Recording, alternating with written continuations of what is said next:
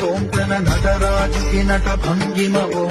చింతన తోంతన శంకరునికి సంకీర్తనవో ఈశ్వరుడే అనునిత్యం తనలో తలచుకునే ఓంకారమువో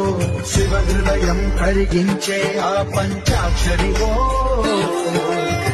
మదిలో మహదేవుడినే కొడుకుంటున్న కైలాసమువో మగని వాదము చందనమే